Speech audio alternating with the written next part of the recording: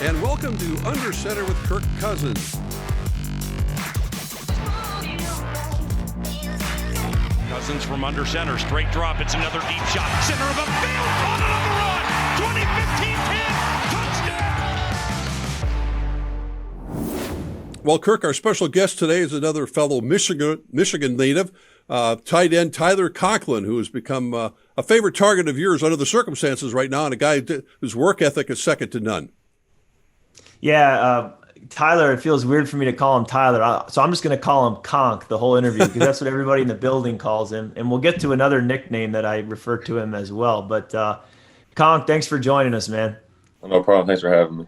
Yeah, so yesterday, or I should say on Sunday in Tampa, you had really one of your best games as a player in the NFL. Now in your third year, career high 5 receptions. Obviously, you had a large role going into the game with Rudy being out. Talk about kind of your mindset as you prepared for the game and then what you felt on Sunday playing through it. It was obviously just an exciting opportunity for me. Like you said, probably the largest role I've had in my 3 years. Like even going into the beginning of the week, knowing we're beat up, knowing I'm going to have a large role in an important game too. And I just tried to attack it the best I could by having a good week in practice and really trying to hunker down and watch film and have the best mindset I can have going into that game. And, I think it really helped. It was a week that really helped me grow so far. Yeah, that's the thing is when you get those reps in practice all week, you get put in that role as a larger contributor. It helps you grow as a player. And I've seen that growth in you over the last 3 years, but it's been great to give you that chance to take the next step, which you did on Sunday. 5 catches, you had a big third down catch, big fourth down catch. You're doing a lot of stuff in the run game and pass protection.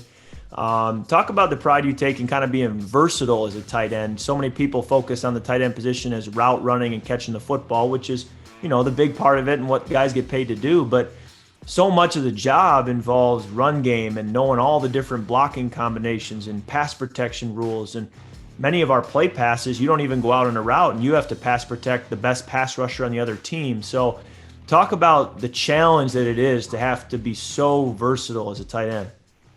Yeah, it's definitely a challenge, but challenges are always fun. I think it really started for me, coming into the league my senior year. I was split out playing basically wide receiver. And so the whole thing for me coming in was, he can't block. He can't put his hand in the dirt, blah, blah, blah. So, from a very early start of my career, I really wanted to come in and prove that I could do, everything that a tight end needs to do.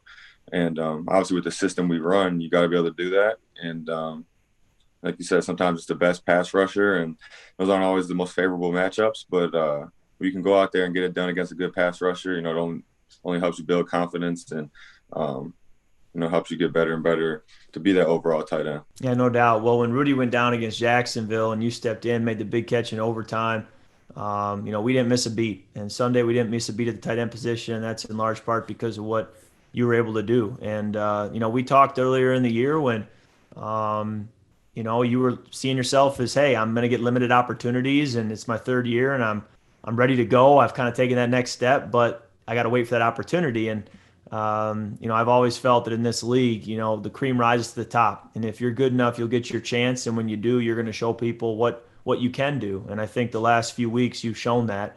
And it's been great to see. So no surprise on my end. Love having you out there. But when you come in as a rookie, a lot of players in this league really look to a veteran to see what it looks like to learn the position, do your job, know what it looks like day in and day out to be a pro.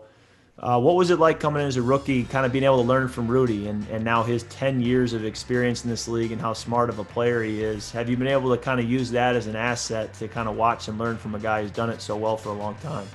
Yeah, I think you hit it right there with how smart of a player he is. But that's something I really noticed from the get-go. The two things I really noticed were how smart of a player he was and he was a professional. Being in the building early, handling his business, doing the things he does off the field, and then being smart. And obviously those two things kind of go hand in hand. So I would say those two things from an early start in my career have really kind of helped me on how I should handle my business, kind of how I should approach the game. And obviously whenever I have any questions or anything about, we talked a lot about like how to run the Tampa post or, different things like that. And he has, good insight on, okay, run it like this against this or run it like that against this. And A lot of those things have helped me so far, and especially when you're not getting a lot of the opportunities. Might not run a Tampa post or a route like that all year, and then all of a sudden you get in the game, you got to know how to run it.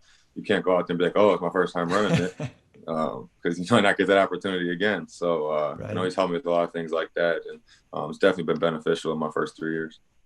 So like me, you're from Michigan, so I kind of have a kindred spirit with you, knowing that we're both from the great state of Michigan. I've got my little Michigan sweatshirt Well, I was going on to that say you that's gave a nice me. hoodie right there. I'm repping my home zip code from where I grew up, but we go back and forth about Michigan high school teams and playing in Michigan and the different names, the different players we remember going up against. But when you arrived, you kind of grew your hair out at some point. You grew the beard out, and you started to look more and more like some character from a Bible movie. And I didn't know what to call you. I said, there's got to be a nickname there, some kind of biblical character. And the first one that came to mind was Barabbas. But he's kind of, known as more of a villain in the Bible. So then, for whatever reason, John the Baptist came to mind. And ever since then, I've been calling you John the Baptist. And Sean Mannion, our other quarterback, really picked up on that. He liked it. I think he and I share a similar humor. So he started calling you the Baptist. And every time you catch a fade or, kind of moss somebody, we say that you baptized them.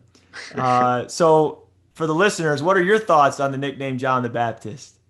Now I'm just kind of used to it, especially Sean. I feel like Sean probably uses it the most, just with the whole baptized thing, or just randomly calling me John the Baptist. Still not really sure how to answer to it sometimes, but I think it kind of fits. And with the whole moss and baptized thing, it kind of, it's a neat little saying, I guess. If anybody has any other biblical character suggestions, I'm all for it. But I don't think you can deny that he looks like he would star in a movie about some kind of Bible scene. So that's my story. I'm sticking to it, and I appreciate that Sean Mannion has adopted it, maybe even more than I did. But obviously, your role has been a larger role with Irv and Rudy, kind of up and down the last few weeks with their health, and you've stepped up big time. So what's kind of your focus here, your goals as we look to these last 3 weeks and how we want to finish this thing and hopefully be able to get some help and be playing in January? This is an opportunity that I've been, wanting to have since I've been in this league. Obviously you can always work your butt off and do the things you want to do to put yourself in the right position, but sometimes, something has to happen or opportunity has to come about. And it's come about right now, and now it's just my turn to, all these days I've wanted it to come, I got to capitalize on it, because it could be the only one you get. You could get more, you never know. So really just looking for these next 3 games to kind of build on what we've done and how I've kind of grown as a player. Because, I talk to people, and you can do whatever you want to do in practice. You can play really well in practice. You can, make these plays your whole life. But, to play in a game and to build that experience is completely different. Yep. So I think going out there and getting the game reps and being in the huddle for not just, 1 or 2 plays every so often, but to really being in there and getting the flow of a game and seeing how guys are guarding you and seeing how linemen are playing. And, it's a completely different feel than playing 10 or 12 or 15 plays. And, since the Chicago game, I've only felt myself get more comfortable. And, it's exciting. It's exciting to have that feel and really, you feel like you're really going out there and have a major part of a game and can really help your team come out with a win. So, I'm really accepting it as a challenge and trying to make the most of this opportunity. Well, you've done a great job. We talk about depth, at the beginning of the year and being able to have you ready to go such that when we lose Irv and then we lose Rudy, we don't miss a beat. It makes a big difference for our offense and for our team. So I'm grateful for you that we drafted you, that you've become the player you are, and that you were ready to go. And you've made a difference for me and for us. So let's make sure we finish these last 3 games strong. And if we do, believe that we'll be able to play beyond that. So I appreciate you coming on the show and look forward to these last few weeks. I appreciate it, Kirk. Thanks for having me.